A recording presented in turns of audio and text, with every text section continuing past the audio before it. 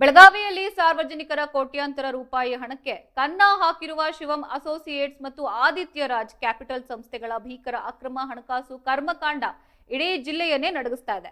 ಅಕ್ರಮವಾಗಿ ಸಾರ್ವಜನಿಕರಿಂದ ಠೇವಣಿ ಸಂಗ್ರಹಿಸಿ ಕೋಟ್ಯಾಂತರ ರೂಪಾಯಿ ವಂಚಿಸಿರುವ ಈ ಎರಡೂ ಸಂಸ್ಥೆಗಳ ವಿರುದ್ಧ ತನಿಖೆ ತೀವ್ರಗೊಂಡಿರುವ ಬೆನ್ನಲ್ಲೇ ಬೆಳಗಾವಿ ಡಿಐಜಿಪಿ ಡಾಕ್ಟರ್ ಭೀಮಾಶಂಕರ್ ಗುಳೇದ್ ಅವರು ಮಾಧ್ಯಮ ಗೋಷ್ಠಿಯನ್ನ ನಡೆಸಿ ಸಾರ್ವಜನಿಕರಿಗೆ ಅತ್ಯಂತ ಆಘಾತಕಾರಿ ಮಾಹಿತಿಯನ್ನ ಬಿಚ್ಚಿಟ್ಟಿದ್ದಾರೆ. ಪೊಲೀಸ್ ಇಲಾಖೆಯು ಈಗಾಗಲೇ ಈ ವಂಚಕ ಸಂಸ್ಥೆಗಳ ಎಲ್ಲಾ ಬ್ಯಾಂಕ್ ಖಾತೆಗಳನ್ನ ಡೆಬಿಟ್ ಫ್ರೀಸ್ ಮಾಡಿದ್ರು ಕೂಡ ಕೆಲವು ಮುಗ್ಧ ಸಾರ್ವಜನಿಕರು ಇನ್ನೂ ಇವೇ ಖಾತೆಗಳಿಗೆ ನಿರಂತರವಾಗಿ ಹಣ ಜಮಾ ಮಾಡ್ತಾ ಇರೋದು ತೀವ್ರ ಆತಂಕವನ್ನ ಮೂಡಿಸಿದೆ.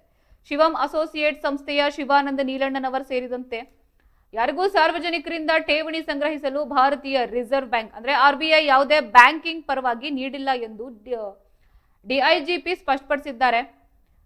ಇನ್ನು ಜನರು ದುರಾಸೆಗೆ ಬಿದ್ದು ಹೆಚ್ಚಿನ ಲಾಭದ ಆಮಿಷಕ್ಕೆ ಒಳಗಾಗಬಾರದು. ಇಂತಹ ವಂಚಕರು ಮಾಹಿತಿ ಸಿಕ್ಕರೆ ತಕ್ಷಣವೇ ಪೊಲೀಸರಿಗೆ ದೂರನ್ನ ನೀಡಿ ಎಂದು ಡಿಐಜಿಪಿ ಗುಳೇದ್ ಖಡಕ್ ಆಗಿ ಎಚ್ಚರಿಕೆಯನ್ನು ನೀಡಿದರು.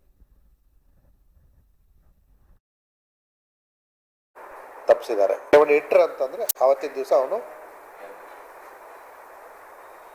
ಬ್ಯಾಂಕ್ರಪ್ಟ್ ಆಗ್ಬಿಡ್ತಾನೆ. ಅದನ್ನ ಆಗೋಕ್ಕಿಂತ ಮುಂಚೆನೆ ಜಿಲ್ಲಾಡಳಿತದ ವತಿಯಿಂದ ಪೊಲೀಸರು ಅವರು ಸೇರಿಕೊಂಡು ದಾಳಿ ಮಾಡಿ ಈ ಕಾನೂನು ಪ್ರಕಾರ ಏನು ಕ್ರಮ ತಗೊಳ್ಬೇಕೋ ತಗೊಂಡಿದ್ದಾರೆ. ಮುಂದೆ ಆಗುವ ಮತ್ತಷ್ಟು ದೊಡ್ಡ ಅನಾಹುತವನ್ನು ತಪ್ಪಿಸಿದ್ದಾರೆ. 2400 ಕೋಟಿಯಲ್ಲಿ ನಮಗೆ ಇಲ್ಲಿಯವರೆಗೂ ಕಂಡು ಬಂದಂತಹ ಶಾರ್ಟೇಜ್ ಅಮೌಂಟು 660 ಕೋಟಿ. ಆ 660 ಕೋಟಿಯಲ್ಲಿ ನಮಗೆ ಸುಮಾರು 390 ಕೋಟಿ ಬೇರೆ ಬೇರೆ ಮೂಲಗಳಿಂದ ಸಿಗುವ ಸಾಧ್ಯತೆ ಪ್ರಾಥಮಿಕ ಹಂತದ ತನಿಖೆಯಲ್ಲಿ ಕಂಡು ಬಂದಿದೆ. ಇಲ್ಲಿವರೆಗೂ ಸುಮಾರು